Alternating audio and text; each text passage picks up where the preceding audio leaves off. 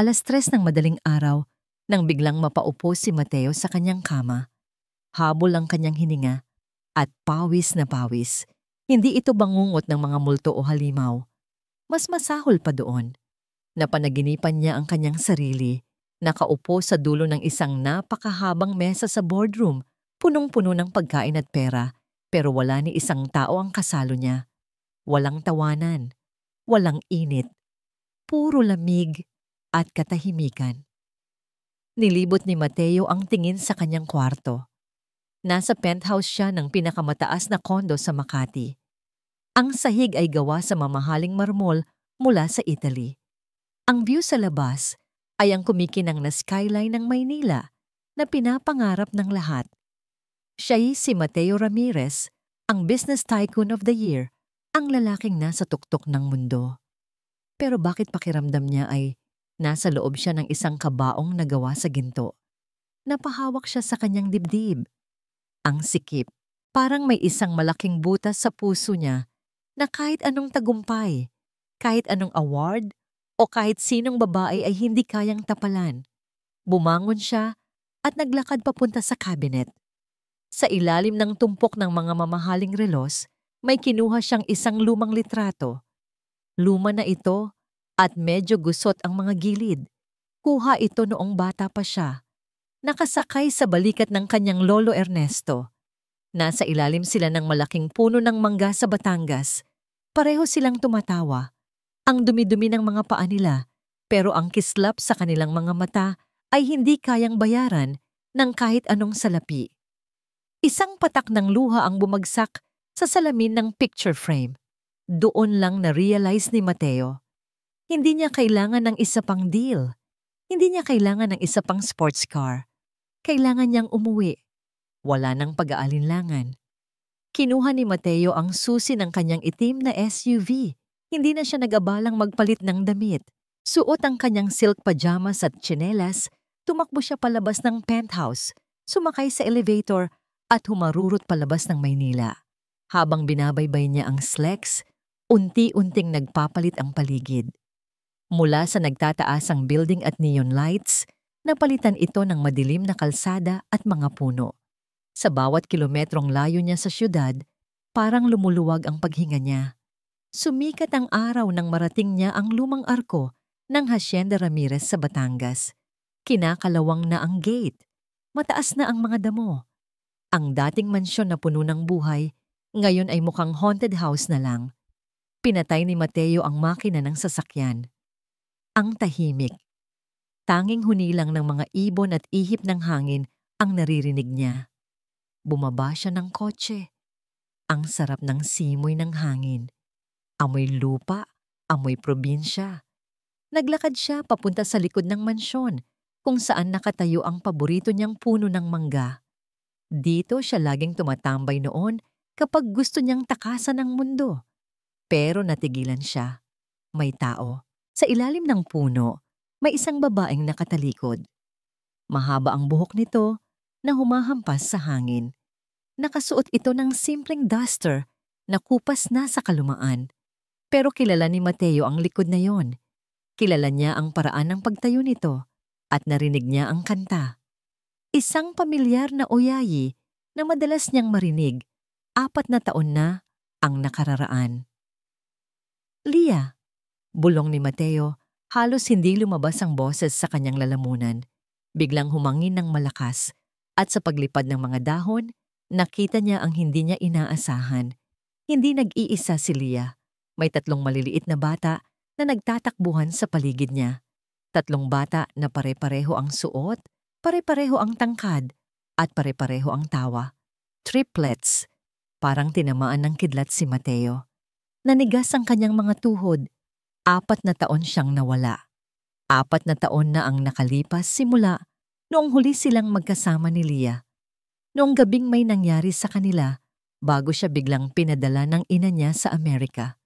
1, 2, 3. Pagbibilang ni Mateo sa isip niya, habang bumibilis ang tibok ng puso niya na parang sasabog na ito sa dibdib niya. Napatigil sa paglalaro ang mga bata nang marinig nila ang tunog ng sapatos ni Mateo sa mga tuyong dahon. Lumingon si Lia. Nanlaki ang mga mata nito. Nabitawan niya ang hawak niyang basket ng mga mangga. Mateo? Utal na tawag ni Lia. Kitang-kita ang takot sa mukha nito. Pero hindi kay Lia nakatingin si Mateo. Ang atensyon niya ay nasa isang batang lalaki na nakatayo sa gitna. Hindi ito tumawa o tumakbo palayo tulad ng dalawang kapatid nito. Nakatayo lang ito ng tuwid, nakahalukip-kip at nakatitig ng diretso sa mga mata ni Mateo. Ang hugis ng panga, ang tikas ng tayo. At ang mga matang yon, ang mga matang singlamig at singlalim ng gabi. Parang nanalamin si Mateo sa isang batang bersyon ng kanyang sarili. Hindi kailangan ni Mateo ng DNA test. Hindi kailangan ng paliwanag. Ang dugong na nananalaytay sa kanya ay biglang kumulo. Sumisigaw ng katotohanan na pilit itinago sa kanya ng panahon. Napaluhod si Mateo sa lupa, hindi dahil sa panghihina, kundi dahil sa bigat ng katotohanan. Anak ko. Bulong niya, habang ang batang kamukhang-kamukha niya ay masama ang tingin sa kanya. Sila ang mga anak ko. Parang huminto ang pag-ikot ng mundo ni Lia. Ang tunog ng pagbagsak ng basket ng mga mangga sa lupa ay parang pagsabog ng bomba sa kanyang pandinig. Ang mga hinog na mangga ay nagpagulong-gulong sa paanan niya, pero wala siyang pakialam. Ang tanging nakikita niya ay ang lalaking nakaluhod sa di kalayuan, si Mateo. Ang lalaking minahal niya ng buong puso, ang lalaking dumurog sa kanya ng walang paalam. At ngayon, ang lalaking nakatitig sa tatlong batang pinakaiingatan niya. Bumalik ang lahat ng takot na pilit niyang ibinaon sa loob ng 4 na taon. Ang banta ni Doña Veron, ang kahihiyan, ang sakit. Mga anak, pasok! Nanginginig na utos ni Lia. Hindi gumalaw ang mga bata. Nakatingin lang sila kay Mateo na parang nakakita ng multo. Si Lucas, na laging masiyahin, ay nagtatago sa likod ng palda niya. Si Sofia ay nakanganga habang yakap ang manika nito. Pero si Pedro ay nakatayo pa rin, nakakunot ang noo, nakikipagtitigan sa estranghero. Sabi ko pasok! Sigaw ni Lia, dahilan para mapatalon sa gulat si Sofia. Mabilis na kumilos si Lia, tinulak niya ng marahan ang mga bata papunta sa pinto ng lumang bahay. Bilis! Huwag kayong lalabas hanggat hindi ko sinasabi. Lia, sandali! Narinig niya ang boses ni Mateo. Ang boses na dati ay nagpapakalma sa kanya, pero ngayon ay nagdadala ng matinding pangamba. Nang masiguro ni Lia na nakapasok na ang mga bata at nasarado ang pinto, hinarap niya si Mateo. Humugot siya ng malalim na hininga para pigilan ang panginginig ng kanyang mga tuhod. Nakatayo na si Mateo ngayon. Ang mga mata nito ay puno ng pagkalito, gulat at galit. Anong ginagawa mo dito? Matigas na tanong ni Lia. Pilit niyang pinatatag ang kanyang boses kahit na sa loob-loob niya ay gusto na niyang himatayin. Humakbang papalapit si Mateo.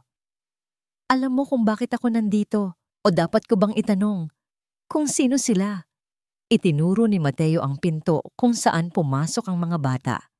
Wala kang pakialam sa kanila, sagot ni Lia habang umaatras. Umalis ka na. Pribadong pag-aari ito. Pribadong pag-aari ko, madiing paalala ni Mateo. Lupa ko to, Lia. Lupa ng pamilya ko. Natigilan si Lia. Tama siya. Nakalimutan niyang nasa teritoryo pa rin siya ng mga Ramirez. Sino sila, Lia? Ulit ni Mateo. Mas mababa na ang boses nito ngayon. Mas mapanganib. Ilang taon na sila? 3? 4? Wala kang karapatan magtanong, sumbat ni Lia. Umalis ka na lang, parang awa mo na. Biglang hinawakan ni Mateo ang braso ni Lia, mahigpit pero hindi nananakit. Ang init ng palad nito ay parang kuryenteng dumaloy sa balat niya, nagpaalala ng mga gabing. Magkasama sila sa ilalim ng parehong punong mangga na ito. Huwag mo akong paikutin, sigaw ni Mateo. Nakita ko sila. Nakita ko ang mga mata nila. Lalo na yung batang lalaki. Si Pedro. Bulong ni Lia bago niya napigilan ang sarili. Pedro? Ulit ni Mateo, na parang tinitikman ang pangalan. Kamukhang kamukha ko siya noong bata ako. Pati ang paraan ng pagtayo niya. Pati ang tingin niya.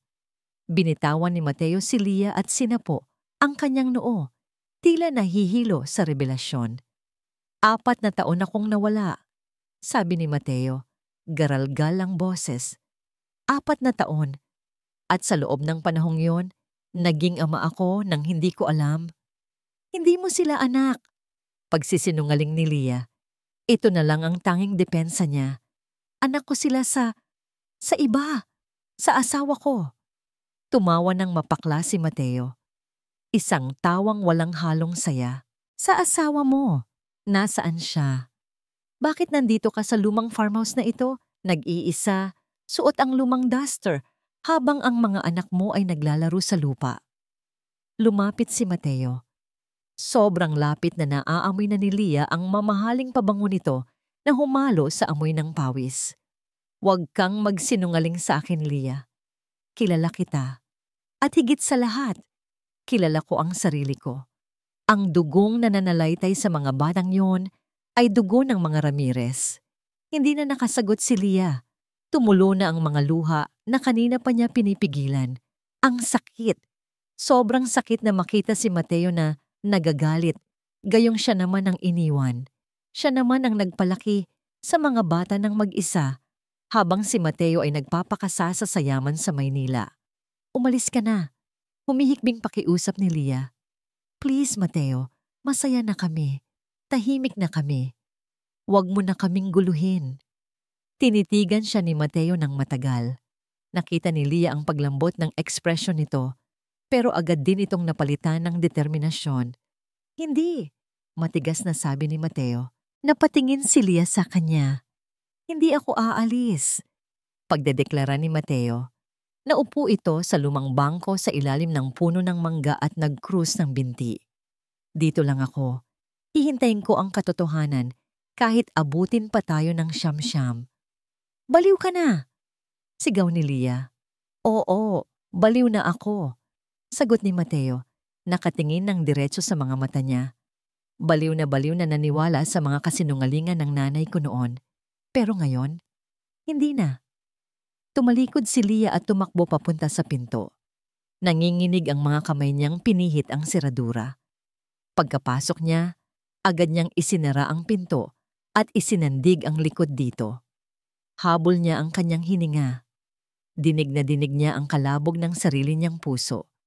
Sa sala, nakaupo sa sahig ang 3 bata. Si Pedro ay nakatingin sa kanya. Ang mga mata nito ay puno ng tanong. Nay? Tanong ni Pedro. Sino po yon? Napapikit si Lia. Alam niyang nasa labas lang si Mateo. Alam niyang hindi ito titigil. At higit sa lahat, alam niyang sa oras na malaman ni Doña Veron ang tungkol dito, magsisimula na ang tunay na bagyo. Hindi na umalis si Mateo. Kahit kumukulo na ang tiyan niya at nanlalagkit na siya sa sariling pawis, nanatili siya sa lumang bodega ng hasyenda. Ito lang ang tanging lugar na bukas at pwede niyang silungan. Dati, tambakan lang ito ng mga sako ng bigas at pataba. Ngayon, ito ang naging pansamantalang kastilyo ng isang bilyonaryo. Umupo siya sa isang tumpok ng mga sako. Nilabas niya ang kanyang cellphone. Halos walang signal, pero sapat na para makatawag. Ang kamay na karaniwang pumipirma ng milyong-pisong kontrata ay nanginginig habang dinadial ang numero ng kanyang private investigator sa Maynila. Sir Mateo? Sagot ng boses sa kabilang linya. Hanapin mo ang bank records ko, 4 na taon na ang nakakaraan. Utos ni Mateo. Mabilis at seryoso. Tingnan mo kung may na-encash na tseke sa pangalang Lia Santiago. Isang malaking halaga, galing sa personal account ni Mommy o sa company funds. May ilang minutong katahimikan.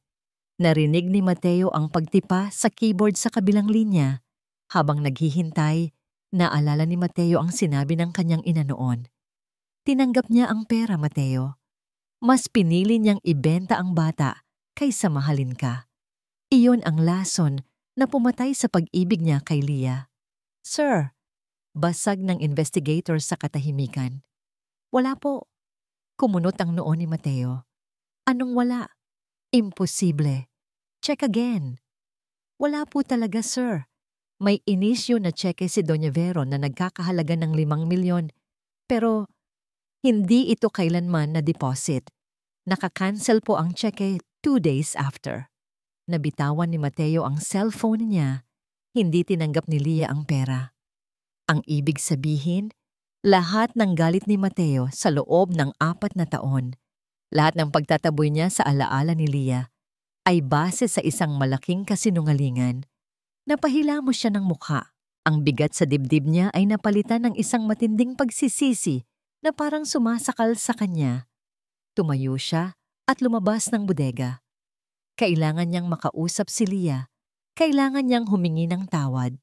Paglabas niya, nakita niya ang 3 bata sa bakuran. Naglalaro sila ng habulan habang nagluluto si Leah sa dirty kitchen sa likod ng bahay. Huminto ang mga bata nang makita siya. Lumapit si Mateo. Dahan-dahan. Parang isang hayop na ayaw manakot. Lumapit sa kanya ang batang babae, si Sofia. May yakap itong manika na putol ang isang braso. Giant ka ba? Tanong ni Sofia, nakatingala sa kanya. Ang inosente ng mga mata nito, napangiti ng mapait si Mateo. Lumuhod siya para magpantay sila. Hindi, tao lang din ako. Akmang hahawakan niya ang ulo ni Sofia nang biglang may humarang. Si Pedro. Tinulak ni Pedro si Sofia sa likod niya. Ang liit-liit na bata. Pero kung makatitig kay Mateo, ay parang isang matandang galit sa mundo. Huwag kang lalapit sa kapatid ko. Matapang na sabi ni Pedro. Natigilan si Mateo. Gusto ko lang makipagkilala. Ako si... Alam namin kung sino ka. Putol ni Pedro. Nabuhayan ng loob si Mateo. Alam nyo? Sinabi ng nanay nyo. Oo, sagot ni Pedro. Dinuro niya si Mateo gamit ang maliit nitong daliri. Ikaw ang rason kung bakit umiiyak si nanay sa gabi. Ikaw ang bad guy. Parang sinaksak si Mateo sa puso. Mas masakit pa ito kaysa sa anumang pagkatalo sa negosyo. Ang sarili niyang anak, tinatawag siyang kontrabida sa sarili nilang kwento. Bago pa makasagot si Mateo, narinig niya ang boses ni Leah. Pedro, Lucas, Sofia, pasok! Mabilis na tumakbo ang mga bata pabalik sa bahay. Naiwan si Mateo na nakaluhod sa lupa. Blanko ang ekspresyon. Lumipas ang oras. Dumilim ang paligid. Nilapitan ni Mateo ang maliit na bahay. Nakasara ang lahat ng bintana at pinto. Kumatok siya ng mahina. Leah, tawag niya. Leah, alam ko na ang totoo. Alam kong hindi mo kinuha ang pera. Katahimikan. Leah, patawarin mo ako. Naniwala ako kay Mami. Naniwala akong na kaya mo akong ipagpalit sa pera. Ang tanga-tanga ko. Narinig niya ang yabag sa loob. Tumigil ito sa tapat mismo ng pinto. Alam niyang nasa kabilang side lang si Leah. Umalis ka na, Mateo. Muffled na sagot ni Leah. Basag ang boses nito. Wala nang magagawa ang sorry mo. Hindi na maibabalik ng sorry mo ang 4 na taon na wala ka dito noong nilalagnat sila, noong wala kaming makain. Babawi ako, pangako ni Mateo. Idinikit ang noo sa pinto. Ibibigay ko sa inyo ang lahat. Dadalhin ko kayo sa Maynila. Magiging buo tayo. Hindi mo kami madadala sa mundo mo, sagot ni Leah. Hindi kami bagay doon at hindi papayag ang nanay mo. Wala akong pakialam kay Mami, sigaw ni Mateo. Ako ang magdedesisyon para sa pamilya ko. Biglang may liwanag na tumama sa mukha ni Mateo. Nakakasilaw. 2 malalakas na headlights ang bumasag sa dilim ng hasyenda. Napalingon si Mateo. Isang itim at makintab na luxury van ang pumasok sa gate. Huminto ito sa tapat mismo ng bodega. Bumukas ang pinto ng van. Unang lumabas ang isang pares ng mamahaling sapatos na tumapak sa maputik na lupa. Sumunod ang isang eleganteng baston. At huli, lumabas ang isang babaeng may puting buhok na nakaayos ng perpekto, puno ng alahas ang leeg, at may matalim na tingin na kayang magpatigil ng tibok ng puso. Si Doña Veron. Nanlamig si Mateo. Tumingin si Doña Veron sa kanya, tapos sa sira-sirang bahay ni Lia. Isang ngiti ang gumuhit sa labi ng matanda, ngiting hindi umaabot sa mata. Mateo, bati ng ina niya. Ang boses nito ay kalmado, pero puno ng lason. Ang tagal mo nang nawawala. Panahon na para linisin natin ang kalat mo. Sa loob ng bahay, naririnig ni Mateo ang pagkabasag ng isang baso. Nabasag ang basong hawak ni Lia. Ang bubog ay kumalat sa sahig, pero wala siyang naramdamang sakit. Kahit natapakan niya ang isang piraso nito, mas masakit ang kabog ng dibdib niya nang marinig niya ang boses na yon. Ang boses na naging bangungot niya sa loob ng 4 na taon.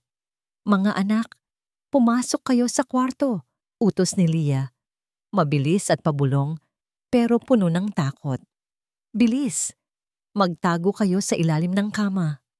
Bakit po, Nay? Tanong ni Lucas. Halatang natatakot sa reaksyon ng ina.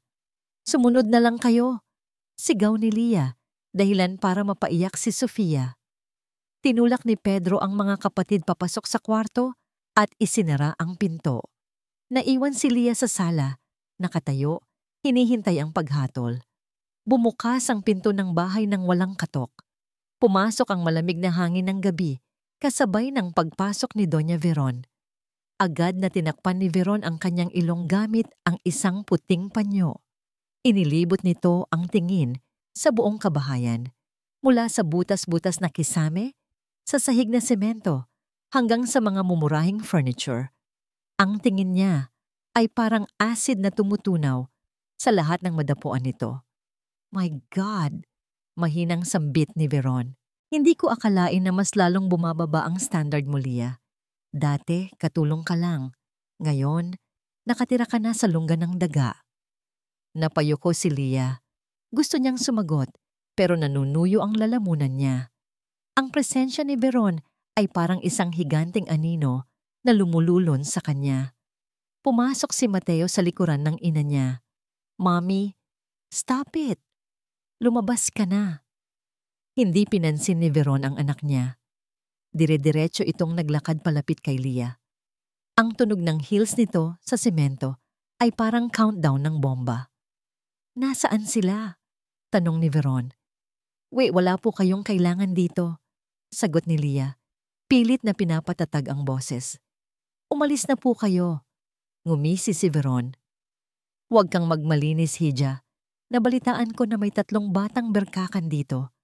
Ang kakapal ng mukha niyong ipagkalat na mga Ramirez sila. Hindi ko ipinagkalat, tanggi ni Lia. Kayo ang pumunta dito. Kayo ang nanggugulo. Biglang itinaas ni Veron ang kanyang baston at itinuro ang kwarto kung saan nagtatago ang mga bata. Ilabas mo ang mga bata, utos ni Veron. Gusto kong makita kung gaano kagaling ang investment na ginawa mo. Hindi sila investment, sigaw ni Lia. Mga anak ko sila. Tao sila. Tao? Tumawa ng nakakainsulto si Veron. Anak ng isang katulong at sino? Isang tambay sa kanto? Huwag kang umasa na dahil lang may hawig sila kay Mateo, ay tatanggapin ko na sila. Ang dugo ng Ramirez ay para lang sa mga karapat-dapat, hindi para sa mga batang accident. Doon napuno si Lia. Ang takot ay napalitan ng galit ng isang ina. Wala kayong karapatang tawaging aksidente ang mga anak ko. Mas mayaman pa ang puso nila kaysa sa inyo, Doña Veron. Dahil kahit kailan, hindi nila naramdaman na hindi sila tanggap. Isang malakas na sampal ang dumapo sa pisngi ni Lia. Pak! Ang lakas ng sampal ay ay nagpabaling sa mukha ni Lia. Namanhid ang kanyang panga. Nalasa niya ang dugo sa kanyang labi. Lia! Sigaw ni Mateo at akmang lalapit, pero hinarang siya ng 2 malalaking bodyguard na pumasok din sa bahay. Huwag mong itataas ang boses mo sa akin. Hampas lupa. Bulong ni Veron, nagigigil. 4 na taon na ang nakararaan. Binigyan kita ng pera para ipalaglag ang mga yan at lumayo. Pero anong ginawa mo? Nagpabayuntis ka at na ngayon, ginagamit mo sila para perahan kami ulit? Wala akong tinanggap na pera. Umiiyak na sigaw ni Leah. At hinding-hindi ko ipapalaglag ang mga anak ko para lang sa maruming pera nyo. Biglang bumukas ang pinto ng kwarto. Tumakbo palabas si Pedro. May hawak na walis tambo. Sa likod niya ay sina Lucas at Sofia na umiiyak. Huwag mong saktan ang nanay ko, sigaw ni Pedro at pinalo ang binti ni Veron gamit ang walis. Aray, sigaw ni Veron. Napaatras ito. Tinitigan ni Veron si Pedro. Sa ilalim ng dim light ng sala, nagtama ang kanilang mga mata. Ang tapang sa mata ng bata ay refleksyon ng tapang ng yumaong asawa ni Veron. Alam na ni Veron ang totoo. Ramdam niya. Dugo nga sila ng Ramirez. Pero sa halip na lumambot ang puso niya, mas lalo itong tumigas. Ang mga batang ito ay patunay ng pagsuway ni Mateo. Isang mantsa sa perpektong plano niya para sa anak. Inayos ni Veron ang kanyang damit at tiningnan ng mga bodyguard. Kunin niyo ang mga bata. Malamig na utos ni Veron. Nanlaki ang mga mata ni Leah. Anong gagawin niyo? Huwag! Dadalhin natin sila sa Maynila para sa DNA test, sabi ni Veron habang naglalakad palabas. Kapag napatunayan na kadugo ko sila, kukunin ko ang custody. Ang mga Ramirez ay dapat lumaki sa palasyo, hindi sa putikan. At si Leah? Tanong ng isang bodyguard habang hinahawakan si Sofia na nagwawala. Tumingin ulit si Veron kay Leah na ngayon ay nakaluhod at nagmamakaawa. Siya? Ngumisi si Veron. Itapon niyo siya sa labas. Wala tayong kailangan sa kanya. Ang uterus na pinanggalingan ng mga apo ko ay wala ng silbi. Mama! Mama! Iyak ni Sofia habang hinihila siya ng bodyguard palayo kay Leah. Sofia! Pedro! Lucas!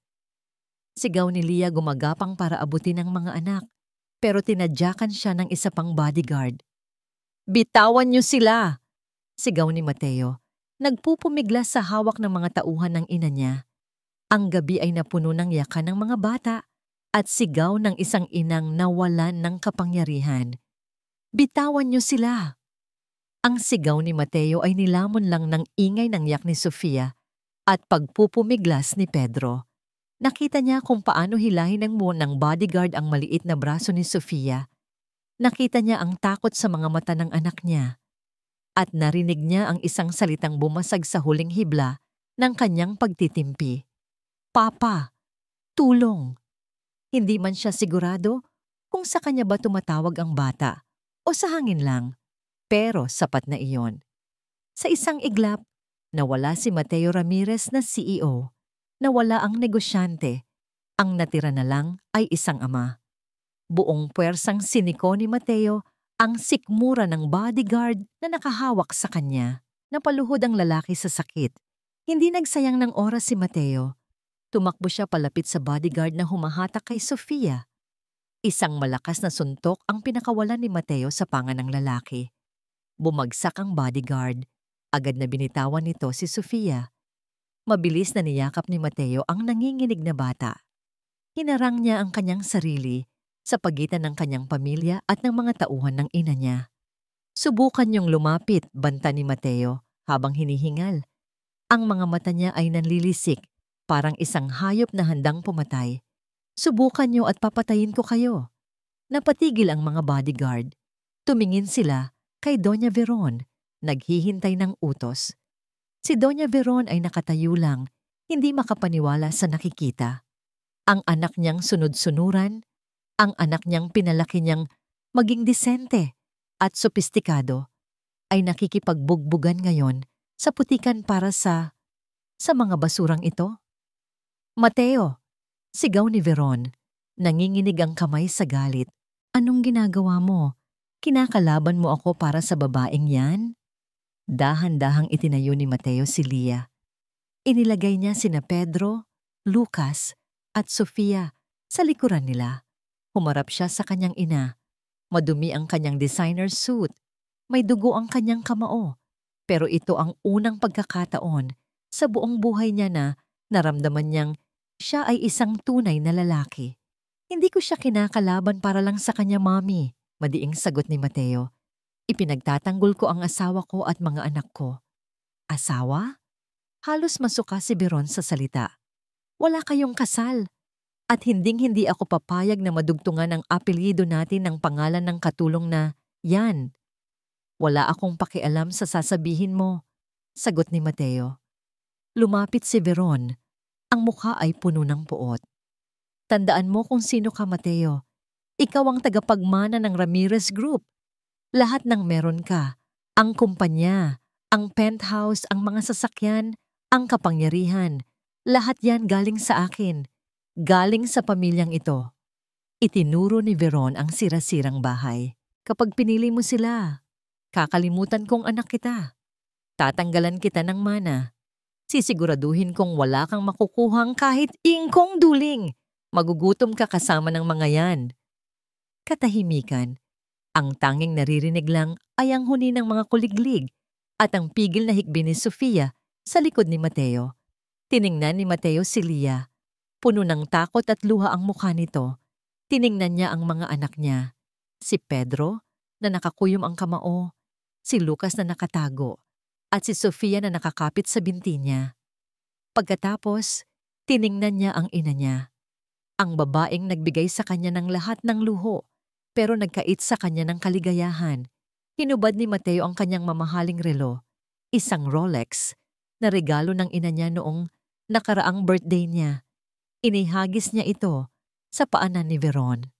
Kunin niyo na ang pera niyo, Mami, kalmadong sabi ni Mateo. Nanlaki ang mga mata ni Veron. Kunin niyo na ang kumpanya, ang mga sasakyan, ang mana. Isaksak niyo sa baga niyo. Hinawakan ni Mateo ang kamay ni Lia. Mahigpit. Dahil sa loob ng maraming taon, akala ko nasa akin na ang lahat. Pero ngayong gabi ko lang naramdaman na mayaman ako. Tumingin siya sa mga anak niya. Ito ang pamilya ko. Tanggapin niyo man o hindi. Namutla si Doña Veron para siyang sinampal ng sarili niyang anak sa harap ng mga empleyado niya. Ang pride niya ay nadurog. Sige, bulong ni Veron. Nanginginig ang boses. Sige, Mateo, kung yan ang gusto mo. Tumalikod si Veron at naglakad pabalik sa van. Pero bago siya sumakay, lumingon siya ulit. Ang tingin niya ay puno ng banta. Huwag kang babalik sa akin kapag nagugutom ka na. At tandaan mo ito, Lia. Tumingin si Veron kay Lia ng diretsyo. Hindi pa tayo tapos. May batas sa bansang ito. Kukunin ko ang mga apo ko. Sa ayaw at sa gusto nyo. At sisiguraduhin kong mabubulok ka sa kulungan. Padabog na isinara ang pinto ng van. Humugong ang makina at mabilis na umalis ang sasakyan, nag-iwan ng makapal na alikabok. Naiwan si Mateo sa dilim, hinihingal, pero nakatayo pa rin. Nakaalis na ang ina niya. Wala na ang yaman niya. Lumingon siya kay Lia, umaasa ng kahit anong salita. Pasasalamat? Yakap? Pero nang tingnan siya ni Lia, wala siyang nakitang tuwa. Ang nakita niya ay isang pagod at basag na babae na dahan-dahang bumitaw sa pagkakahawak niya. Nakaalis na ang van. Nawala na ang ingay ng makina. Pero para kay Lia, mas nakakabingi ang katahimikan na naiwan. Nakita niya si Mateo na humarap sa kanya. May maliit na ngiti sa mga labi nito, pawisan, may dugo sa gilid ng labi at gusot ang damit. Mukha itong sundalong katatapos lang manalo sa gera. Akmang yayakapin siya nito. Nakataas ang dalawang kamay ni Mateo, handang saluhin siya at ang mga bata. Pero imbes na tumakbo palapit, umatras si Lia. Ang ngiti ni Mateo ay unti-unting nawala. Lia? Tawag nito. Wala na sila. Ligtas na tayo. Ligtas? Halos pasigaw na sagot ni Lia. Ang boses niya ay nanginginig. Hindi sa tuwa, kundi sa matinding takot. Sa tingin mo ba laro lang ito, Mateo? Sa tingin mo ba dahil tinalikuran mo ang nanay mo, tapos na ang lahat? Pinili ko kayo, katwiran ni Mateo. Yun naman ang mahalaga, di ba? Hindi mo kilala ang nanay mo, sumbat ni Lia. Pabalik siya. Kung hindi man siya, ang mga abogado niya, ang mga pulis, kukunin niya ang mga anak ko at wala akong laban dahil ako ay hamak na probinsyana lang at siya ang may-ari ng kalahati ng Batangas. Natahimik si Mateo. Mabilis na kumilos si Lia. Hinarap niya ang mga bata na nakatayo sa gilid, tulala pa rin sa mga nangyari. Pedro, Lucas, tulungan niyo si Sofia, utos niya. Pilit na pinatatag ang boses. Pumasok kayo sa kwarto. Ilagay niyo sa bag ang mga damit niyo. Lahat ng kasya. Bilis! Aalis tayo? Tanong ni Lucas. Oo, ngayon din, sagot ni Lia. Tumakbo ang mga bata papasok. Naiwan sina Lia at Mateo sa labas. Tinalikuran ni Lia si Mateo at naglakad papasok ng bahay para mag-impake ng sarili niyang gamit. Pero bago pa siya makapasok sa pinto, hinarangan siya ni Mateo. Tabi, mariing sabi ni Lia. Hindi, sagot ni Mateo. Hindi kayo aalis. Bahay niyo to. Bahay mo to, sigaw ni Lia. Tinutulak ang dibdib ni Mateo. Lupa mo to. At hanggat nandito kami, mahahanap kami ng nanay mo. Kailangan naming lumayo. Sa lugar na hindi kami kilala. Sasama ako, mabilis na sabi ni Mateo. Natawa ng mapakla si Lia. Tumingin siya sa mga mata ni Mateo, mga matang puno ng determinasyon, pero sa paningin niya ay puno rin ng kaimatsurean. Sasama ka? Tanong ni Lia. Saan?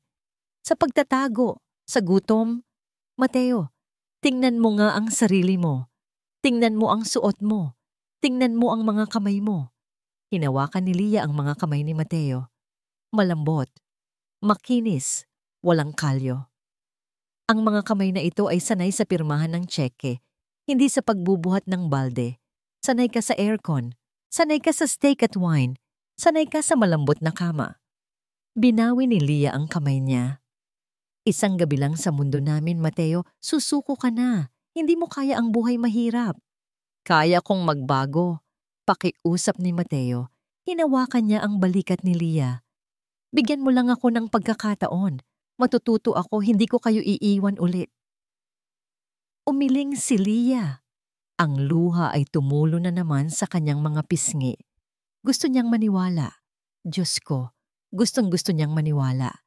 Pero ang puso niya ay puno ng pilat na gawa mismo ng lalaking nasa harap niya. Madaling sabihin, yan ngayon, bulong ni Lia. Kasi nandito ka pa sa high ng pagiging hero. Pakiramdam mo nasa pelikula ka. Tinitigan niya si Mateo ng diretso sa mata, tumatagos hanggang sa kaluluwa nito. Pero kapag humupa na ang adrenaline, kapag naramdaman mo na ang init, ang lamok, ang hirap ng walang pera, kapag na-realize mo na tinapon mo ang pagiging hari para maging alipin.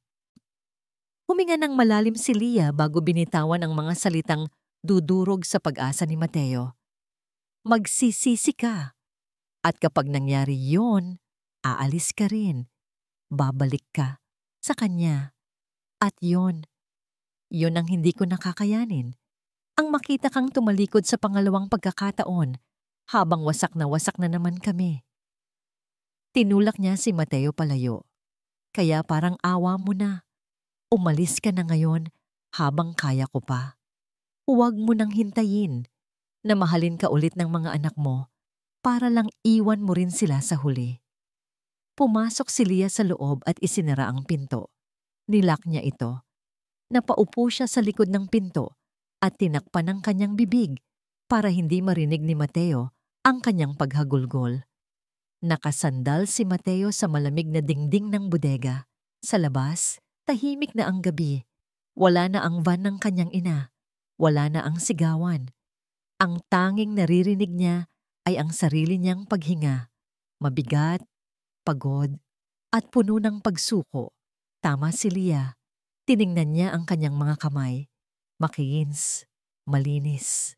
Ni hindi marunong magluto ng kanin o magpalit ng bombilya, paano niya bubuhayin ang 3 bata at isang asawa sa lugar na ito?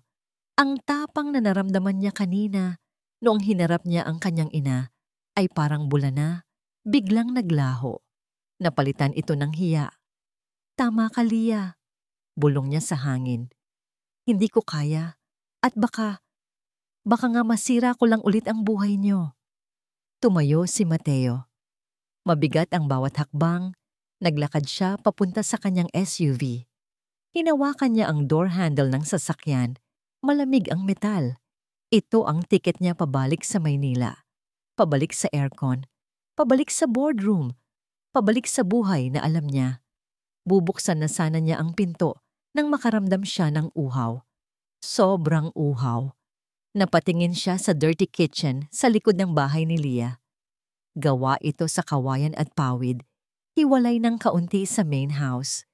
May mahinang liwanag ng kandila na nagmumula doon. Naglakad siya palapit.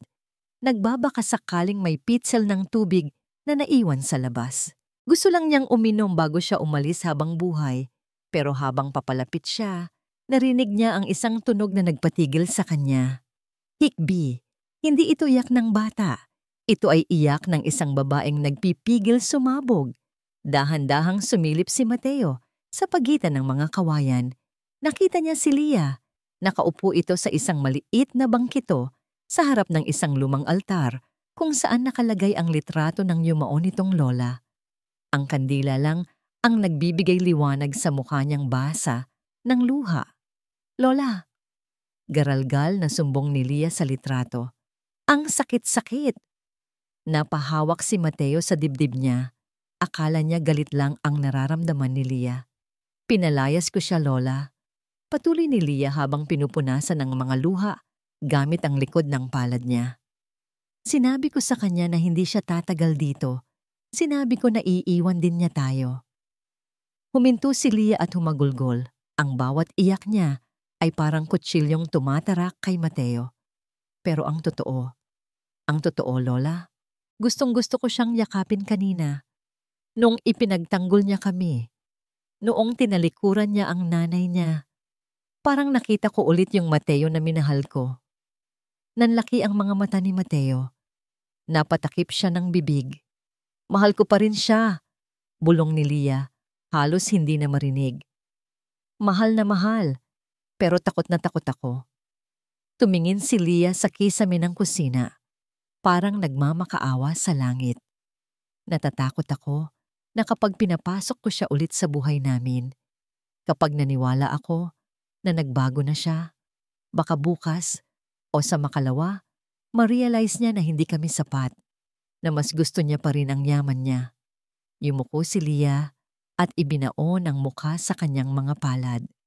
Hindi ko nakakayanin yon, Lola, kaya uunahan ko na siya.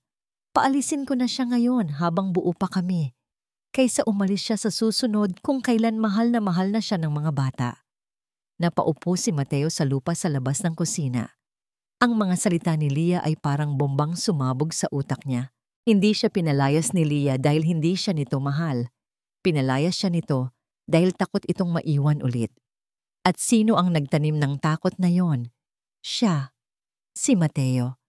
Ang pag-alis niya 4 na taon na ang nakararaan ang nagturo kay Lia na huwag magtiwala.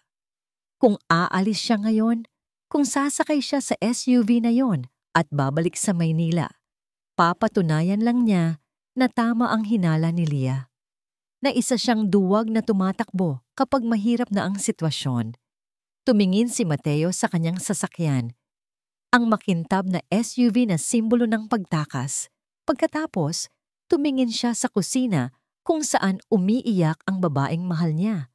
Tumayo si Mateo. Isang desisyon ang nabuo sa isip niya. Isang desisyon na mas matibay pa sa kahit anong kontrata na napirmahan na niya. Hinubad niya ang kanyang mamahaling coat, ang coat na gawa sa Italian silk na nagkakahalaga ng higit pa sa kinikita ng isang regular na tao sa isang taon. Itinapon niya ito sa putikan. Sunod niyang tinanggal ang kanyang necktie at itinapon din ito. Tinupi niya ang manggas ng kanyang polo hanggang siko. Binuksan niya ang 2 butones sa itaas ng kanyang damit para makahinga. Humarap siya sa salamin ng bintana. Wala na ang CEO. Wala na ang mama's boy. Hindi ako aalis, Leah. Bulong ni Mateo sa sarili. Ang mga mata ay nag-aapoy sa determinasyon. Kahit ipagtabuyan mo ako, kahit anong hirap, papatunayan ko sa'yo na ang takot mo ay hindi magkakatotoo. Tinalikuran niya ang kanyang sasakyan at naglakad pabalik sa bodega. Hindi para mag-impake, kundi para maglinis. Dito siya matutulog. Dito siya titira. At bukas magsisimula ang tunay na trabaho ng kanyang buhay. Nagising si Leah sa tunog ng tilaok ng manok at sikat ng araw na tumatama sa kanyang mukha. Bumangon siya ng dahan-dahan. Ang bigat ng pakiramdam niya. Ang unang pumasok sa isip niya ay ang nangyari kagabi. Ang pag-amin niya sa lola niya. Ang pagpapalayas niya kay Mateo. Tiyak na wala na ito. Sino ba naman ang tatagal sa init at lamok ng probinsya? Lalo na ang isang lalaking sanay sa 5-star hotel. Napabuntong hininga si Leah. May kirot sa dibdib niya, pero pilit niya itong inignora. Mabuti na to. Bulong niya sa sarili. Babalik na sa normal ang buhay namin. Tumayo siya at nagtimpla ng kape. Pagkatapos, binuksan niya ang bintana sa kusina para papasukin ng hangin. Pero imbes na katahimikan ng bukid ang sumalubong sa kanya, narinig niya ang tunog ng pokpok ng martilyo. Pok! Pok! Pok! Kumunot ang noo ni Leah. Sumilip siya sa labas. Halos mabitawan niya ang hawak niyang tasa. Sa bakuran, nakikita niya si Mateo. Wala itong suot na pantaas. Ang mamahaling pantalon nito ay nakatupi hanggang tuhod at puno ng putik. Ang katawan nito, na halatang inalagaan sa gym, ay kumikislap sa pawis sa ilalim ng sikat ng araw. May hawak itong martilyo at pilit na inaayos ang sira-sirang bakod na matagal nang gustong ipaayos ni Leah pero wala siyang budget. Anong ginagawa niya? Bulong ni Leah, hindi makapaniwala. Lumabas siya ng bahay. Mateo? Huminto si Mateo sa pagpupukpok. Lumingon ito at ngumiti. Isang ngiting totoo, kahit na may bahid ng dumi ang pisngi nito. Good morning, bati ni Mateo. Pinunasan niya ang pawis sa noo gamit ang braso niya. Napansin ko kasi na nakakapasok ang mga kambing ng kapitbahay dito. Kaya inayos ko na ang bakod. Lumapit si Leah. Tiningnan niya ang gawa ni Mateo. Hindi ito perpekto. Medyo tabingi ang ibang pako. Pero matibay. Akala ko umalis ka na. Sabi ni Leah, umiiwas ng tingin sa katawan ni Mateo. Sabi ko sa'yo, hindi ako aalis. Sagot ni Mateo. Tumingin siya sa mga mata ni Leah. Hihintayin ko ang oo mo, Leah, kahit gaano katagal. At habang naghihintay ako, magiging tatay mo na ako sa mga bata at trabahador dito sa farm. Bago pa makasagot si Leah, tumakbo palabas sina Lucas at Sofia. Tito Giant! Sigaw ni Lucas. Papa! Sigaw ni Sofia. Napahinto si Leah. Sasawayin sana niya si Sofia sa pagtawag ng papa, pero nakita niya ang reaksyon ni Mateo. Lumiwanag ang mukha ni Mateo. Lumuhod ito at sinalubong ng yakap ang 2 bata. Hindi siya nandidiri kahit madungis ang mga ito o kahit madudumihan ang balat niya. Nag-breakfast na ba kayo? Tanong ni Mateo. Hindi pa po. Sabay na sagot ng 2. Tara, may niluto ako. Yaya ni Mateo. Sinundan sila ng tingin ni Leah. Sa ilalim ng puno ng mangga, may nakahaing pagkain sa ibabaw ng dahon ng saging. Hindi steak, hindi pasta, kundi sinangag at tuyo na halatang sunog ng kaunti. Umupo si Mateo sa damuhan kasama ang mga bata. Ganito kumain yan, turo ni Mateo, na halatang nahihirapan magkamay pero pilit na sinusubukan. Huwag niyong pagtatawanan ang luto ko ha. First time ko to. Tumawa si Lucas. Ang itim ng itlog mo, tito. Sunog yan eh, kantiyaw ni Sofia. Natawa rin si Mateo. Ang tawa niya ay hindi pilit. Ito ang tawa ng isang taong masaya sa simpleng bagay. Sa di kalayuan, nakatayo si Lia. Ramdam niya ang pagbilis ng tibok ng puso niya. Ito ang pangarap niya noon. Ang makita si Mateo na simple, nakasundo ang mga anak niya. Pero biglang may dumaan sa gilid niya. Si Pedro. Hindi ito lumapit sa kainan. Nakatayo lang ito sa may pinto. Nakahalukip-kip. Masama ang tingin kay Mateo. Napansin ni Mateo si Pedro. Pedro, tawag ni Mateo. Inaabot ang isang plato. Kain ka na. Ipinaghimay kita ng isda. Tinitigan lang siya ni Pedro. Hindi ako gutom. Matigas na sagot ng bata. Kahit kaunti lang. Pakiusap ni Mateo. Masarap ang sinangag. Promise. Sabi ng ayoko. Sigaw ni Pedro. Huwag kang umarte na parang tatay ka namin. Aalis ka rin naman kapag napagod ka na. Tumakbo si Pedro papunta sa likod ng bahay. Nawala ang nangiti ni Mateo. Dahan-dahan niyang ibinaba ang plato. Lumapit si Lia kay Mateo. Inasahan niyang magagalit ito o maiinis sa katigasan ng ulo ni Pedro. Pero nang tingnan niya ang mga kamay ni Mateo, nakita niya ang mga paltos, pula, nagtutubig, at ang iba ay pumutok na. Ang mga kamay na sanay humawak ng mamahaling ballpen ay sugatan na ngayon dahil sa pagpupukpok at pagbubungkal. Mateo, tawag ni Lia, ang kamay mo. Tiningnan ni Mateo ang mga palad niya at itinago ito sa likod niya. Wala to. Masasanay din ako. Bakit mo ba ginagawa to? Tanong ni Lia na may halong awa at inis. Pwede ka namang umuwi at magpadala na lang ng pera. Mas madali iyon. Tumingin si Mateo kay Lia. Seryoso. Dahil narinig kita kagabi, Lia. Natigilan si Lia. Nanlaki ang mga mata niya. Narinig kitang kausap ang lola mo. Pagpapatuloy ni Mateo. Sinabi mo na natatakot ka na baka iwan ko ulit kayo, na baka hindi ko kayanin ang hirap. Humakbang si Mateo papalapit kay Lia. Kaya gagawin ko ang lahat, Lia. Magkakakalyo ako, magpapatuyo ako ng pawis. Magluluto ako kahit sunog.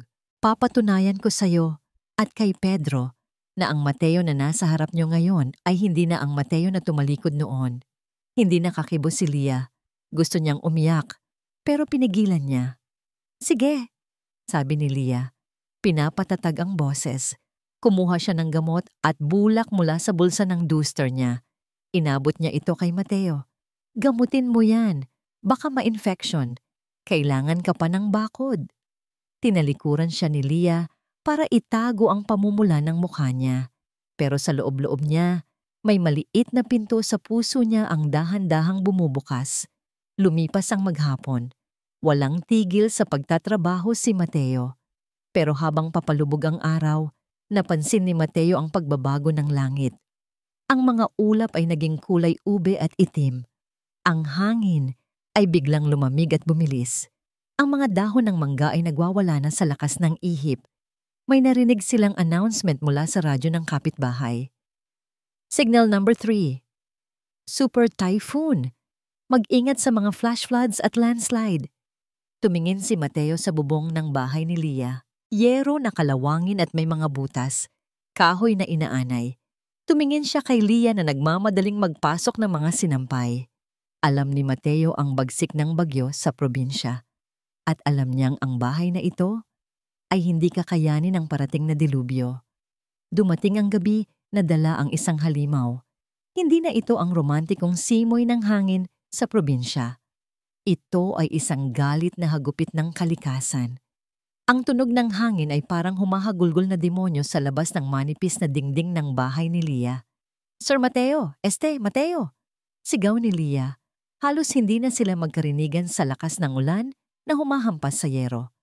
Ang bintana sa kusina, baka bumigay. Agad na kumilos si Mateo. Kumuha siya ng plywood at martilyo.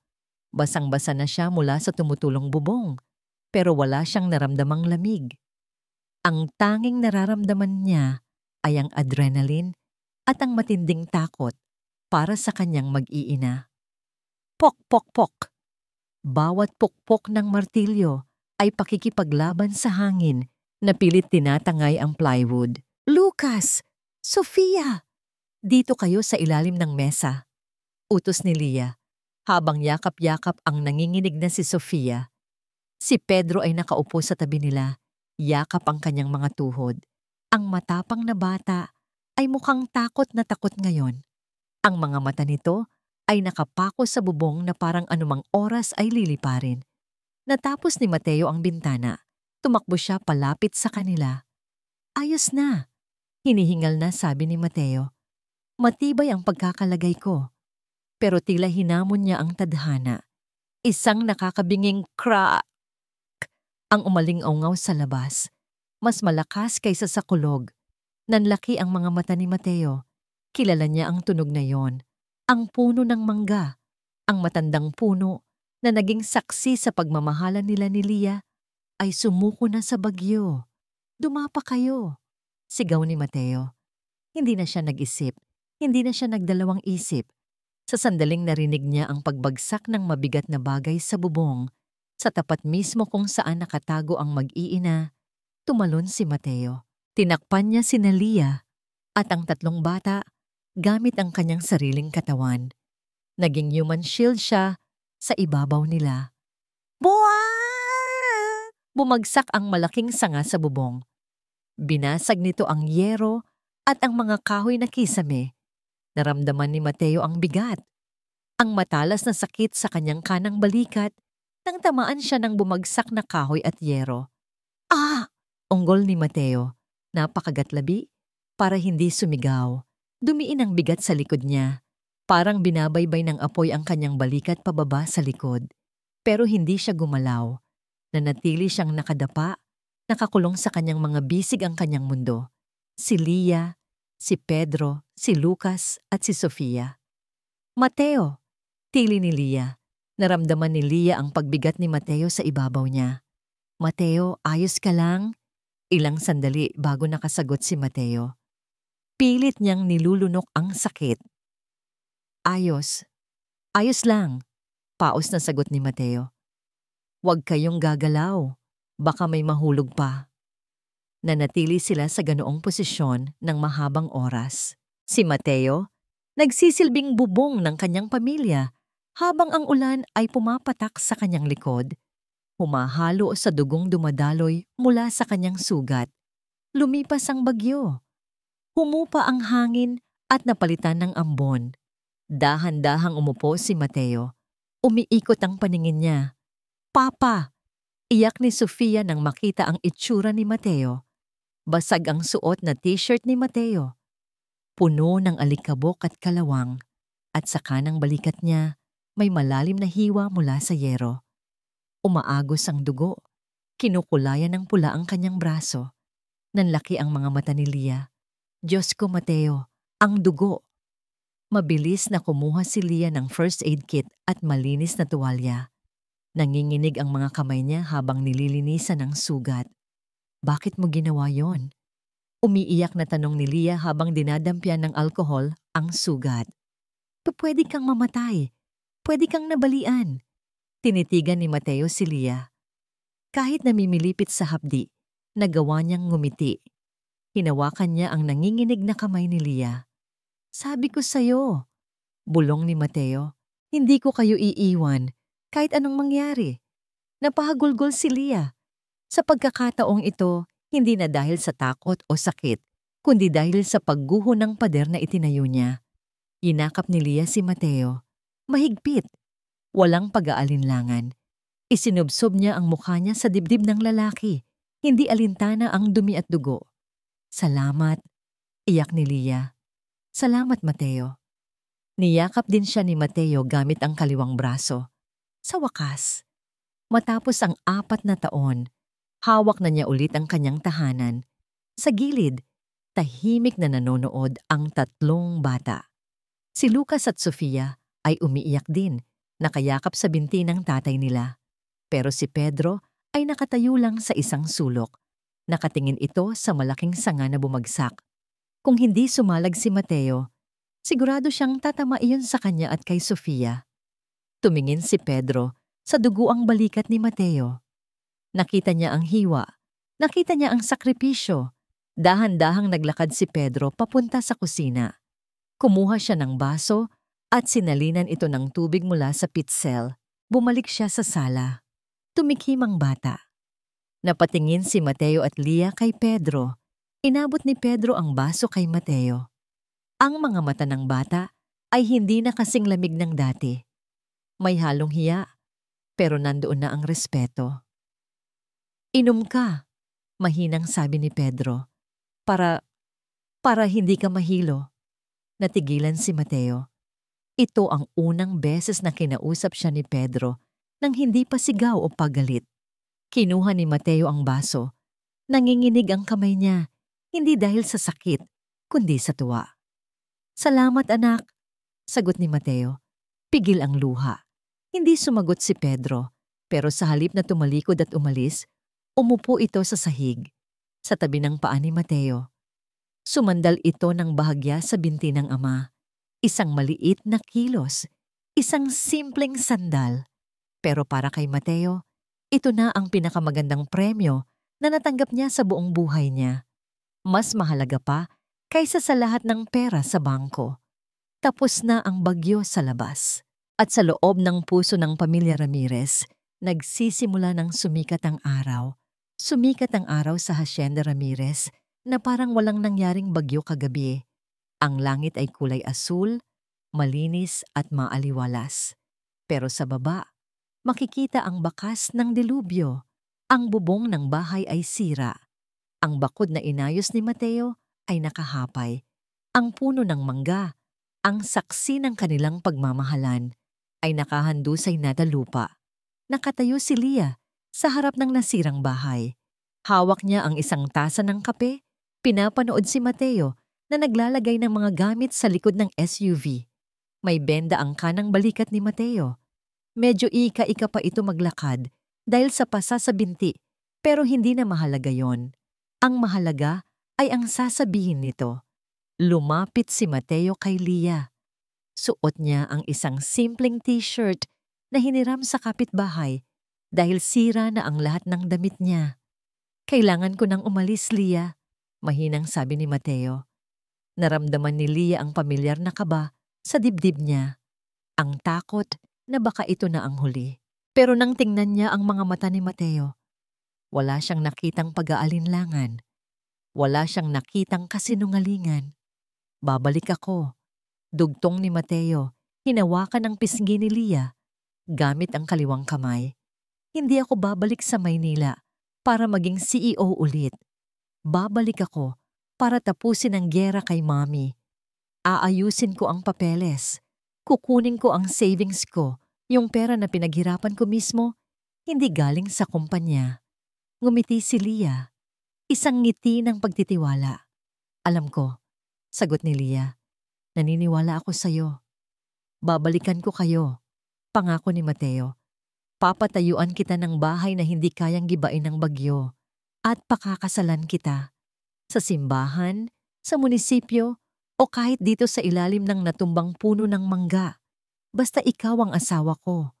Tumulo ang luha ni Lia, pero luha ito ng saya. Hihintayin kita, Mateo. Hinalikan ni Mateo ang noo ni Lia matagal, puno ng respeto at pagmamahal. Pagkatapos, bumaling siya sa tatlong bata na nakaupo sa hagdan. Tumakbo sina Sofia at Lucas palapit sa kanya. Bye-bye, Papa, sabi ni Sofia, yumakap sa binti ni Mateo. Pasalubong ha, manika. Ako robot, hirit ni Lucas. Tumawa si Mateo at ginulo ang buhok ng dalawa. Oo, promise, manika at robot. Magpakabait kayo kay nanay ha. Tumingin si Mateo sa ikatlong bata. Si Pedro. Nakatayo lang ito sa may poste. Nakayuko.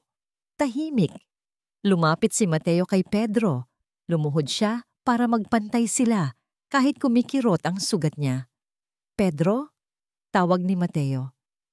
Aalis muna ako. Ikaw na muna ang bahala kay nanay at sa mga kapatid mo ha. Ikaw ang man of the house habang wala ako. Hindi sumagot si Pedro. Hindi ito tumingin. Sinisipa-sipa lang nito ang lupa. Napabuntong hininga si Mateo. Alam niyang mahaba pa ang lalakbayin bago niya makuha ng buo ang loob ng panganay niya. Sige, alis na ako, paalam ni Mateo. Tinapik niya ang balikat ni Pedro bago tumayo. Sumakay si Mateo sa kanyang SUV, pinaandarang makina. Kumaway si Lia at ang kambal, habang dahan-dahang umaandar ang sasakyan palabas ng gate. Napanood ni Lia ang sasakyan, habang lumalayo ito iniiwan ang alikabok sa daan.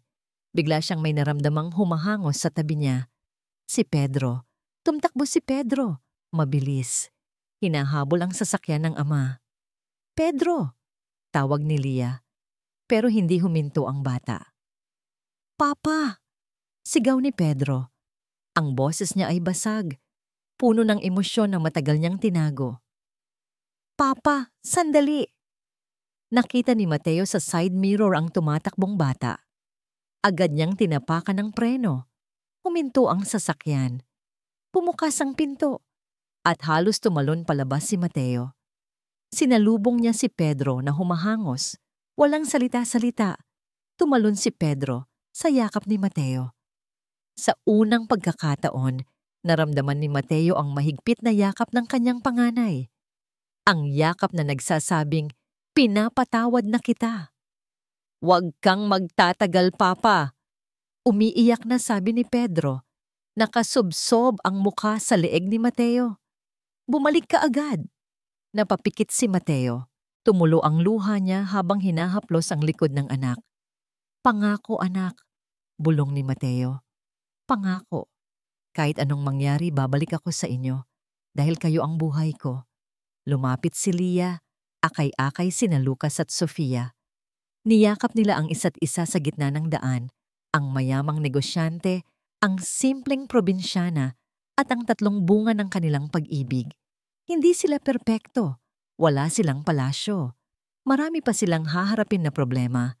Si Doña Veron, ang nasirang bahay, ang kinabukasan. Pero sa sandaling iyon, sa ilalim ng sikat ng araw sa Batangas, nalaman ni Mateo ang sagot sa tanong na bumabagabag sa kanya noong una siyang magising sa penthouse niya.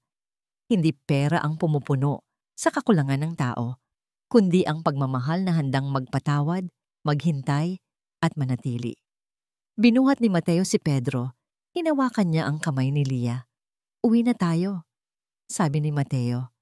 At sa wakas, nahanap na rin ni Mateo Ramirez ang tunay niyang tahanan.